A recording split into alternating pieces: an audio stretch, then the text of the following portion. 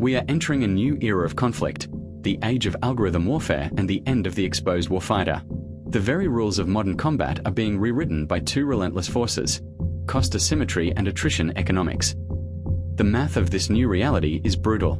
When a simple $200 commercial drone can force a defender to launch a $400,000 interceptor, the defender bleeds out economically long before the attacker runs out of hardware. This 20,000 to 1 ratio has completely broken the traditional military procurement cycle. This attrition matrix is expanding across every domain.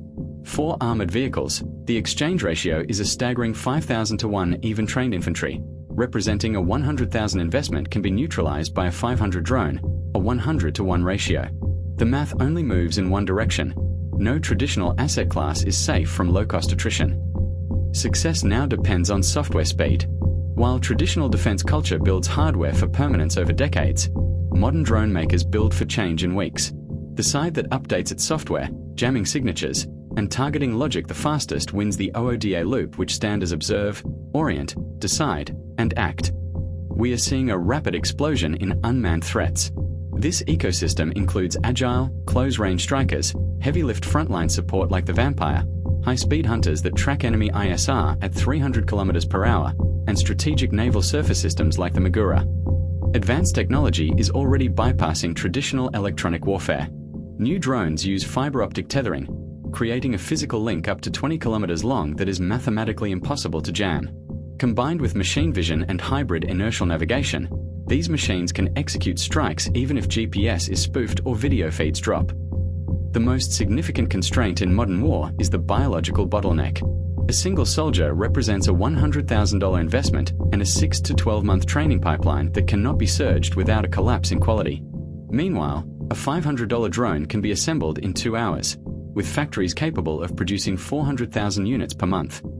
This creates a terminal regeneration asymmetry. Humans are rate limited. They cannot be stockpiled or rapidly regenerated like machines. Under sustained attrition, a combatant relying on slow regenerating human assets eventually loses operational elasticity and hits a training capacity ceiling. The geography of the battlefield has shifted.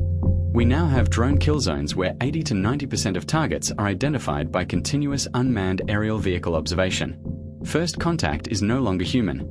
Drones have replaced the infantry patrol, allowing a presence that no longer requires physical exposure. Traditional fire and maneuver are dying because the battlespace is now fully transparent. Sensors provide a 24-hour, unblinking view where any detectable movement is rapidly engaged. Exposed maneuver without first saturating the area with drones produces predictable destruction, not a tactical advantage. The tank faces a survival crisis. The holy trinity of mobility, protection, and firepower is no longer enough. In this environment, tanks often find themselves restricted to shuttling between trenches for support rather than leading breakthroughs. To survive, armor must evolve through signature management.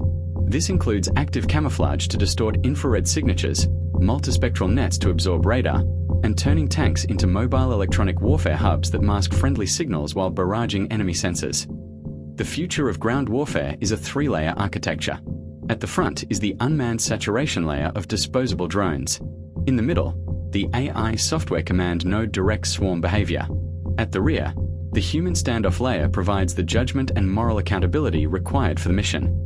The strategic imperative is clear: we must build for change. The question is whether institutions can adapt from hardware permanence to software elasticity before attrition forces a conclusion. By 2027, the goal is hundreds of thousands of autonomous systems, because the math of warfare has changed forever.